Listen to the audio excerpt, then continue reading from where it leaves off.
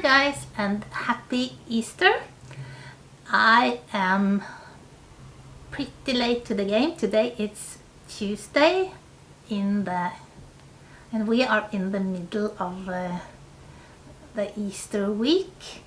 It was Palm Sunday. We call it Palm Sunday. That's a direct translation from Norwegian. I don't know if it's the same in English, but yeah, so I did I think the quickest house tour I've ever done on YouTube, because I didn't want the video to be too long. But I wanted to give you a glimpse of how I have decorated my home. If you saw my last video, you know that the theme of at least the Tablescape this year is butterflies. But as I've said earlier, I usually do my Tablescape. That's usually the first thing I do for any season, and then I kind of let that set the tone for the rest of the house. And this year, as I said, the butterflies was my theme. So I don't think I have bought anything this year, any Easter decor, no. I have used what I already had. So the only thing that's new is the self-made or homemade, handmade butterflies. And what I tried to do was kind of I put butterflies here and there throughout my house to kind of try to tie it all together. So I have done it pretty simple, and as I said, used stuff I have. I'm not in Norway. It's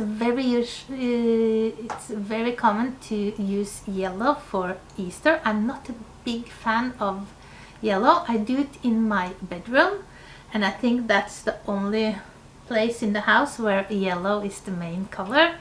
And throughout the rest of the house, it's pastels, but mainly pink I use. What struck me when and I've started to edit this video already, and what stood out to me this year is that a lot of the decor I'm using is decor I have made, and decor I have videos on. So I use a lot of decoupage eggs, these large cardboard eggs. It's the kind you can split in two and put candy inside. I think I googled it or looked for it last year and found some on Amazon, so I know that you can get these in other countries as well than Norway. And I'm sure you can use styrofoam eggs or other kind of eggs. But I love the decoupage eggs, and I have a video showing you how I do it. I was very lucky and found beautiful napkins some years ago, and I bought a lot. And I'm happy for that, because the store where I bought them, or the company I bought them from, is now not longer it closed. So but I have enough napkins to decoupage for the rest of my life I think.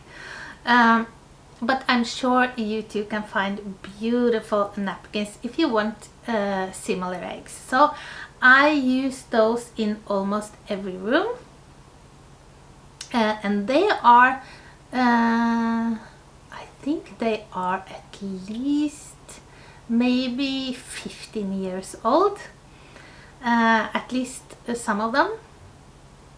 So I use a lot of those, and I also, in the windows here in my dining rooms, I have the dragon egg candle holder made by cement, I think it's about 2 years ago since I made those, so I have a video on that as well. It was so fun, and you don't have to, that's not something you only can use for Easter. I guess the dragons, they lay eggs all year round, at least in this house.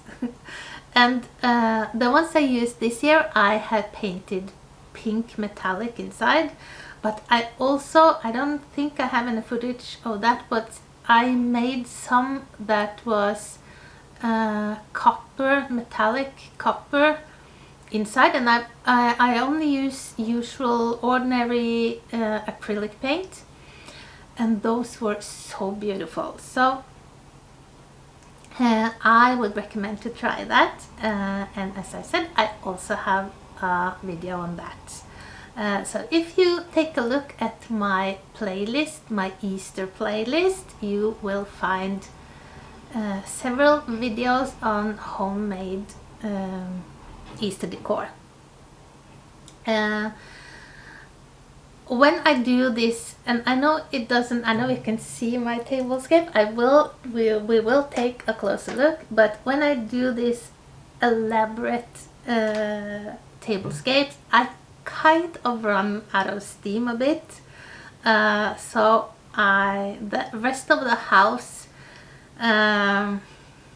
kind of bear the mark from that, but and I know it doesn't look elaborate, but it was a lot of work and a lot of trial and error. I have not found this kind of Tablescape anywhere, so I'm sure in these days nothing is original, but at least as far as I know, this is my idea, and I didn't have anyone to look to, so I made some mistakes, but I learned a lot.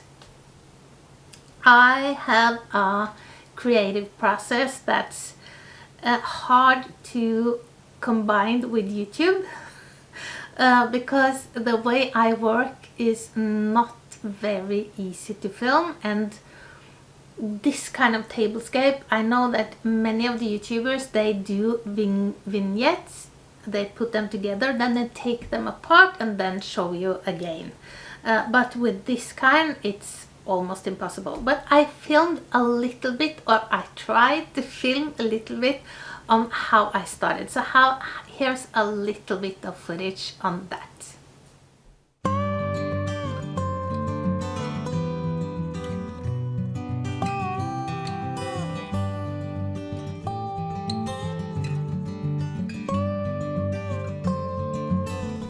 I have absolutely no idea what I'm doing, but so far I have made this kind of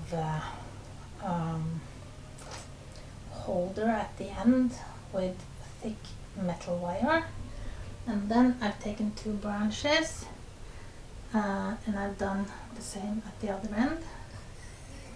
I will try to weave. As I said, guys, I have no idea what I'm doing, just hoping this is going to turn out okay. I wish there was a good way to show you what I'm doing, but it's not, because I'm just winging it. This is so hard, but hopefully it will look good in the end. This looks terrible right now, but I'm hoping when I put on the butterflies it will not show. But what I have done is that, I don't know if you can see, this is the stems of faux flowers that if I only use the top, or if I cut them, I always save the stem. I don't know if you do the same, but as a DIYer and crafter, I always think that I may get a use for it, and now I did. So I made and it's so difficult to explain, but I'm as best as I've tried to kind of make a something to kind of connect the branches to. Again, I don't know if I'm going to keep it like this, but you saw the two metal wires I started with, and then I've kind of connected everything to that to get the droopy thing. I'm now trying out the lights. I have this string of lights with these small eggs. I think I'm going to use them. I'm not certain what I'm going to do with the battery packs, but we'll see. So I don't know if it looks like a table runner. I think so. I think this could be a good base. I've been working here, so the carpet looks awful, but I'm going to vacuum it. If you were wondering if this is the state of my carpet, usually it's not. Okay, so I'll just keep on going, and I've just kind of laid the branches and kind of braided it into each other. I don't have much time, so I'm sure there are a lot of ways and a lot better ways to do this, but I think this will work. I hope so. Okay guys, so as you saw, I tried to, and as I kind of ran out of time. There was two things I was afraid of here, and one was that it would look messy, and it does, but I think in kind of a good way.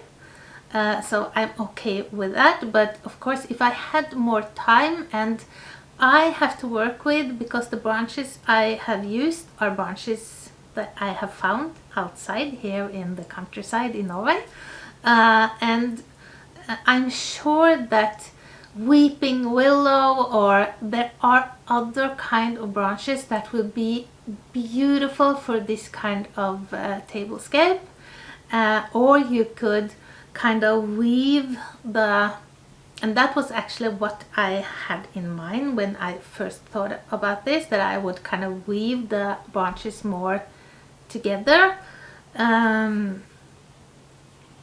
but yeah, I didn't have the time to kind of mess any more with it, so I made the kind of, as you saw, the kind of skeleton, and then just put the branches inside. I even have difficulty explaining, but I'm sure this is not difficult, and just use your imagination. I'm sure there's a lot of ways, and if you have any experience with flower arranging, I'm sure you have better ideas than I had on how to do this. Please share in the comments if you have some great way of doing it. The second thing I was afraid of was that the butterflies would look like paper butterflies, because they are paper butterflies, and of course they did. My husband asked, did you think they would look real? And I actually think I did, or at least more real, when there was so many of them. If I had a lot of money, I would buy these beautiful real looking butterflies, which you can get with a clip-on in the back. They are very expensive here and hard to come by, at least anyone that looks kind of decent. So I had to use what I have, and as I showed you in my last video, I used watercolor paper. Of course not the most expensive I have, but pretty good watercolor paper. My silhouette cameo cutter, but you can cut with scissor, and I painted them with watercolor and Posca pens. So it was a lot of work, but and even though they still look like paper butterflies, I think it turned out beautiful. Not like I was visioning it, but not far off.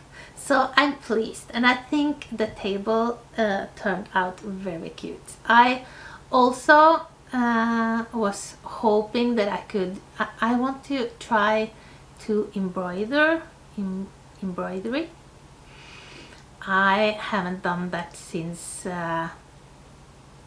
4th grade or something, and then I hated it, but I think I could love it now, and I think I could get the hang of it. So I have bought some supplies, and it's kind of one of my hobbies I have on hold or waiting in line.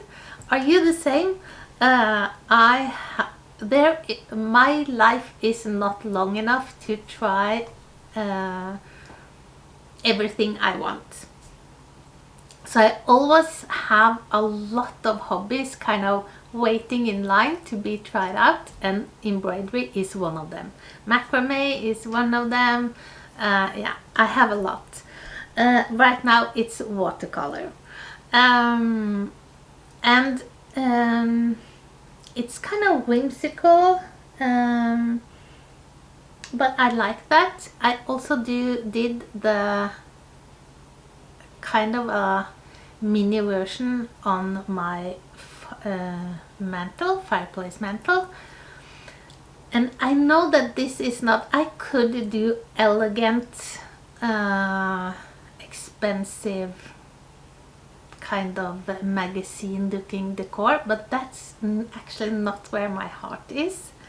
It's not going out buying things and decorating it with it. I think I'm more and more realizing that this is where my heart lies, and so I have to give myself room to experiment, and sometimes it's great, sometimes it's not, and sometimes it's somewhere in between. And I think maybe this for some is beautiful, for others it's a mess. For me it's kind of in the middle. My husband he was, and that goes to show how much decor they are used to me using in the house. There are a lot of branches and 200 butterflies, and he thought the table was kind of small or not much decorated.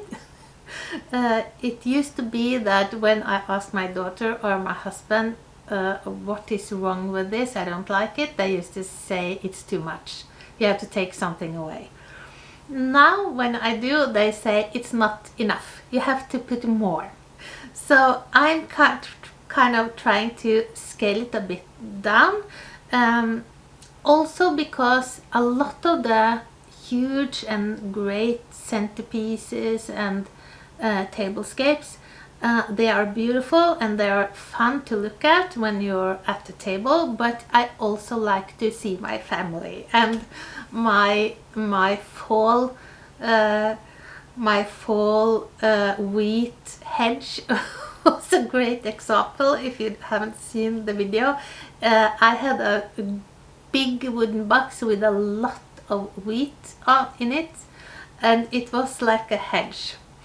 And that's the only time I have taken the core away. I chopped the box in two, and it was beautiful in the windows. So, but I tried.